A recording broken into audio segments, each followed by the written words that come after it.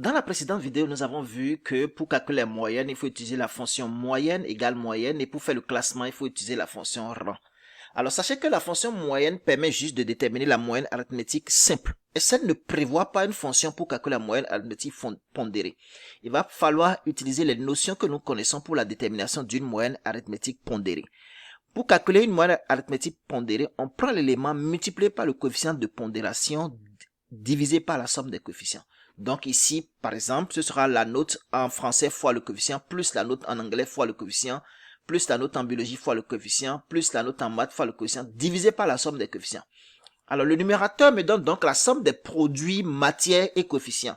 Et pour ce faire, je vais donc utiliser pour mon numérateur la fonction SUMPROD que nous avons vu dans l'une de mes vidéos. Donc je mets égal SUMPROD, j'ouvre la parenthèse, je sélectionne la plage de données qui comporte les matières, je mets un point virgule, et je sélectionne la plage de données qui comporte mes coefficients.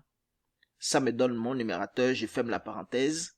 Maintenant, je dois diviser la somme de ces produits-là par la somme des coefficients, dont je mets égal somme, j'ouvre la parenthèse, et je sélectionne la plage de données qui comporte les coefficients.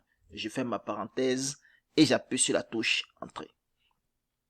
Mais je ne vais pas me mettre tout de suite à dupliquer la formule, parce que, voyez-vous, si je duplique par exemple cette formule ici, ça me met une non-valeur. Pourquoi ça me met une non-valeur? Parce que vous allez voir que ça a déplacé les coefficients dans la ligne, sur la ligne 3. Donc, ce que je vais faire ici, c'est que je vais figer la plage de données qui comporte les coefficients. Donc, la cellule D2 à G2, je vais figer cette plage-là pour le rendre en référence absolue. Donc, je mets le signe du dollar pour figer la plage qui comporte les coefficients.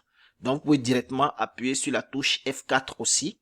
Ça donnera le même résultat et ce sera beaucoup plus rapide que de mettre manuellement le dollar devant la ligne et devant la colonne. Une fois que j'ai figé ma plage, je peux maintenant appuyer sur la touche Entrée et dupliquer ma cellule. Donc, vous voyez, mon classement est refait maintenant.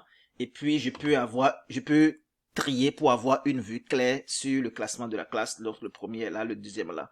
Voilà, je viens ainsi de calculer la moyenne arithmétique pondérée. Sachez que il n'y a pas une formule pour calculer une moyenne arithmétique pondérée. On va juste utiliser la fonction SUMPROD que nous allons combiner avec la fonction SUM pour déterminer une moyenne arithmétique pondérée. Nous allons voir dans une prochaine vidéo comment ne pas avoir un, mais premier, deuxième, troisième dans la prochaine vidéo. Bye bye.